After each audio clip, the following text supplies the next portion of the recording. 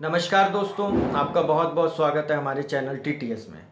जैसा कि मैंने अपने पिछले वीडियो में आपसे प्रॉमिस किया था कि मेरा ये वीडियो उन टीचर्स के लिए होगा जो कि अभी अभी टीचिंग प्रोफेशन में आए हैं या फिर टीचिंग को अपना करियर बनाने की सोच रहे हैं। तो चलिए दोस्तों, शुरू करते हैं। दोस्तों, जब आप एक क्लास में पढ़ा रहे हैं जहाँ पर कि 25, 30, 35 से 40 स्टूडेंट हैं, तो आपके सामने सबसे बड़ा चैलेंज होता है क्लास को शांत रखना। क्योंकि स्टूडेंट्स का तो स्वभाव ही होता है शरारती, वो तो होते ही चुलबुले हैं। वो बीच बीच में आपस में बातें भी करेंगे, छेड़खानी भी करेंगे, तो आप उन्हें होल्ड कैसे करें। तो दोस्तों, इसी के लिए मैं आपको देता हूँ पहली टिप। जब भी आप ऐसी क्लास को पढ़ा रहे हो तो आप आइडेंटिफाई कर लीजिए उन स्टूडेंट्स को जो क्लास में ज़्यादा शरारती हैं, जो बैक बेंचर्स हैं, जो क्लास को ज़्यादा डिस्टर्ब करते हैं, जिनका पढ़ाई में इंटरेस्ट नहीं है। आप अपने टॉपिक से रिलेटेड उन स्टूडेंट से कुछ ना कुछ क्वेश्चन बीच में पूछते रहिए ताकि उनका फोकस आप पर बना रहे। आप कुछ ही समय में देखेंगे कि आपके पीरियड में वो अपने टॉपिक आपके पीरियड में वो क्लास पर ज़्यादा ध्यान दे रहे हैं। ऐसा क्यों? ऐसा इसलिए नहीं होगा कि उनका पढ़ाई में इंटरेस्ट क्रिएट हो गया है या वो एकदम बदल गए हैं, बल्कि ऐसा इसलिए होगा क्योंकि उनको लगेगा कि जब आप पूरी क्लास में सबके सामने उनसे क्वेश्चंस पूछेंगे तो उनकी बेइज्जती हो जाएगी। तो अपनी बेइज्जती से बचने के लिए, अपने ईगो को हर्ट ना होने देने के लिए वो आपकी क्लास में इंटरेस्ट बना कर रखेंगे, आप पर फोकस रखेंगे। उसका रिजल्ट ये होगा कि क्लास बिल्कुल शांत रहेगी, शैतानियाँ नहीं होंगी, आप भी अच्छी तरह से पढ़ा पाएंगे। चलिए दोस्तों, दूसरी टिप। दोस्तों, जब भी आप स्टूडेंट्स को पढ़ाएं तो उनको कुछ ना कुछ एग्जाम्पल देते रहें। जब आप उनको एग्जाम्पल देकर पढ़ाएंगे तो बच्चे ज़्यादा अच्छे से सीखेंगे। मान लीजिए, मैं ऐसा मान लेता हूं कि आप मैथमेटिक्स पढ़ा रहे हैं और क्लास में क्यूबॉइडल शेप्स का फॉर्मूला समझा रहे हैं। आपको बच्चों को किसी भी क्यूबॉइडल शेप का एरिया फाइंड करना समझाना है। तो दोस्तों, सभी स्टूडेंट्स के पास ज्योमेट्री बॉक्स होता है, सभी स्टूडेंट्स के पास स्केल होता है। आप उनको स्केल और ज्योमेट्री बॉक्स की मदद से समझा सकते हैं। आप उनको ज्योमेट्री बॉक्स का एरिया स्केल की हेल्प से निकाल कर दिखा सकते हैं। ऐसा करने से स्टूडेंट्स का इंटरेस्ट भी आपकी क्लास में बना रहेगा। उनको लगेगा कि वो कुछ सीख रहे हैं और आप अच्छे से पढ़ा पाएंगे, आपकी इमेज भी अच्छी हो जाएगी। दोस्तों, तीसरी बात, आप कभी भी क्लास को बोर मत होने दीजिए, एनर्जेटिक बने रहिए, एनर्जेटिक तरीके से पढ़ाइए। आप स्टूडेंट्स को लाफ एंड लर्न बेसिस पे पढ़ा सकते हैं। पढ़ाते पढ़ाते बीच बीच में बच्चों को कोई छोटा मोटा एग्जाम्पल ऐसा दे दीजिए या कोई छोटी मोटी बात ऐसी कर दीजिए कि जिससे उनके चेहरे पर हल्की सी हंसी आ जाए। जब आप ऐसा करेंगे तो आप देखेंगे कि स्टूडेंट्स का इंटरेस्ट आपकी क्लास में बहुत ज़्यादा बना रहेगा।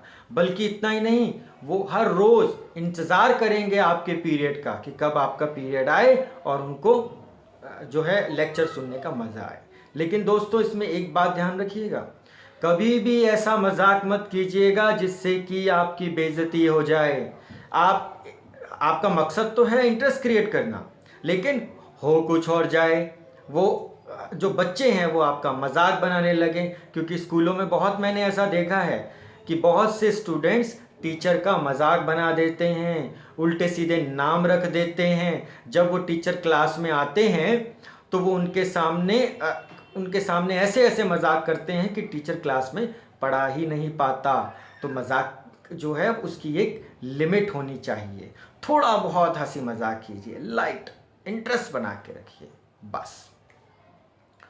दोस्तों, चौथी बात, कभी भी स्टूडेंट्स को मारिए पीटिए मत। स्कूलों में ऐसा होता है, टीचर्स बच्चों को मारते हैं। अब तो गवर्नमेंट की गाइडलाइंस भी हैं कि आप बच्चों को मार नहीं सकते हैं। बहुत बार पेरेंट्स ही आकर कहते हैं कि हमारा बच्चा बिगड़ चुका है, ये पढ़ता नहीं है, आप इसको पीटिए। बट आप ऐसा मत कीजिए। दोस्तों, ठोकने पीटने से मूर्तियां बनती हैं, इंसान नहीं बनते। आप बच्चों को मारेंगे पीटेंगे तो बच्चे आप में इंटरेस्ट नहीं लेंगे, आपकी क्लास में इंटरेस्ट नहीं लेंगे, वो आपसे चिढ़ने लगेंगे। आप उनको मारपीट के लिए थोड़ी देर के लिए बिठा तो सकते हैं, बट जिसको आपने बिठाया है उसका शरीर वहीं होगा, आत्मा वहाँ पर नहीं होगी, वो कहीं कुछ और ही सोच रहा होगा। तो बच्चों को मारिए पीटिए मत। अभी मैं एक आपको एग्जाम्पल देता हूँ। अभी कुछ दिन पहले मैं किसी गवर्नमेंट स्कूल में बैठा हुआ था। वहाँ पर एक टीचर से किसी स्टूडेंट के फादर मिलने के लिए आए हुए थे। वो फादर उस टीचर को बहुत शिकायतें कर रहे थे कि मेरा बेटा पढ़ता नहीं है। टीचर भी बहुत शिकायतें कर रहे थे कि हाँ जी, इसके मार्क्स ख़राब आते हैं, ये स्कूल रेगुलर नहीं आता है। तो उसी दौरान, उस कन्वर्सेशन के दौरान जो कि मैं सुन रहा था, टीचर ने एक बात कही, वो मैं आपको बताता हूँ। टीचर ने देहाती भाषा में कहा, एक दिन छुट्टी करके यहाँ में ढंग से बजाओ तभी सुधरेगा ये। अब आप बताइए, ऐसे टीचर क्या भविष्य निर्माण करेंगे? ऐसे टीचर क्या बच्चों को पढ़ाएंगे? क्या बच्चे उनकी रेस्पेक्ट करेंगे? तो कम से कम आप ऐसे टीचर मत बनिए। आपको अपना सम्मान बनाना आना चाहिए। बच्चों को मारिए पीटिए मत, कोई चमत्कार नहीं होगा। नेक्स्ट दोस्तों, जब भी आप बच्चों की कॉपियां चेक करें तो टिक टिक टिक टिक वाली चेकिंग ना करें, जो कि स्कूलों में जनरल प्रैक्टिस है। देखा है कि स्कूल में टीचर्स क्या करते हैं, जब बच्चों की नोटबुक चेक करते हैं बस ऐसे ही देख लेंगे और टिक टिक टिक लगाते चले जाएंगे। अब आपका पढ़ाने का मकसद तो सॉल्व हुआ ही नहीं। आपका पर्पस था कि बच्चे ने जो लिखने में गलतियां की, आप उनको रेड सर्कल करके उसकी करेक्शन बच्चे को वहीं के वहीं बताएं, ताकि उसको पता लग जाए कि मैंने क्या गलती की थी और आगे से वो गलती ना करे। लेकिन ऐसा होता नहीं है। आप दोस्तों हार्ड चेकिंग कीजिए। इस टिप को हमेशा याद रखिए। जब आप हार्ड चेकिंग करेंगे, अच्छी तरह से चेकिंग करेंगे, बच्चों को उनकी मिस्टेक्स बताएंगे, उसके बाद जो प्रोडक्ट निकल के आएगा वो एकदम रिफाइंड और एकदम डिस्टिल्ड प्रोडक्ट होगा। बच्चे भी आपकी रिस्पेक्ट करेंगे, बेशक अभी ना करें, लेकिन जब वो बड़े हो जाएंगे तब वो आपको याद रखेंगे। तब उन्हें याद रहेगा कि हाँ, हमारे एक टीचर हुआ करते थे जो हमारी कोई मिस्टेक नहीं छोड़ते थे, और इसी का नतीजा है कि आज हम चीज़ों को अच्छी तरह से सीख पाए हैं। तो दोस्तों, इस ट्रिक को ज़रूर याद रखिए, हार्ड चेकिंग कीजिए। नेक्स्ट दोस्तों, जब भी आप स्टूडेंट्स को पढ़ाएं तो बॉडी लैंग्वेज यूज़ कीजिए। एनर्जेटिक बने रहिए। ये साइंटिफिकली प्रूवन फैक्ट है कि आपकी बॉडी लैंग्वेज आपकी स्पोकन लैंग्वेज से ज़्यादा एक्सप्रेस करती है। अगर हम इसको 100% में लेकर के चलें तो 87% आपकी बॉडी लैंग्वेज बोलती है, जबकि 58% ही आपकी स्पोकन लैंग्वेज बोलती है। तो आप बॉडी लैंग्वेज से ज़्यादा अच्छे से एक्सप्रेस कर पाएंगे। आपका एनर्जी लेवल बच्चों के सामने होगा, आप उनसे अच्छी तरह से कनेक्टेड रह पाएंगे। तो ये हमेशा याद रखिए। और अगर आप चाहते हैं कि आपकी बॉडी लैंग्वेज अच्छी रहे, आप स्टूडेंट से अच्छी तरह से कनेक्टेड रहें, आप एनर्जेटिक रहें, तो दोस्तों इसके लिए अच्छा फूड खाइए। ये सक्सेस का एक मंत्रा भी है। आपकी बॉडी आपके फूड से चलती है, तो अच्छा फूड खाइए।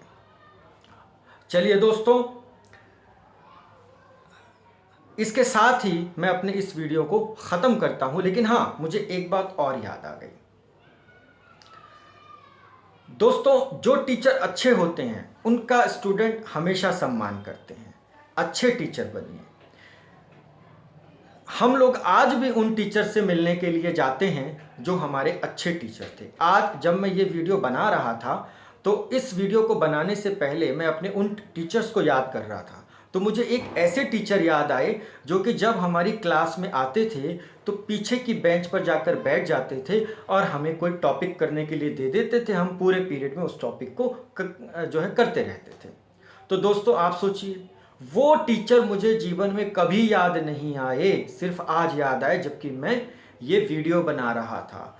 वो भी तब जब मैं टीचर्स की कमियों को ढूंढ रहा था। और एक दूसरी तरफ हमारे टीचर थे जिनसे हम हमेशा मिलने जाते हैं। आज स्कूल छोड़ने के इतने सालों के बावजूद भी उनका इंप्रेशन हमारे दिमाग में ऐसा है। तो दोस्तों, ये दो तरह के टीचर्स होते हैं। अब आप सोच लीजिए आपको किस तरह का टीचर बनना है। धन्यवाद दोस्तों, नमस्कार।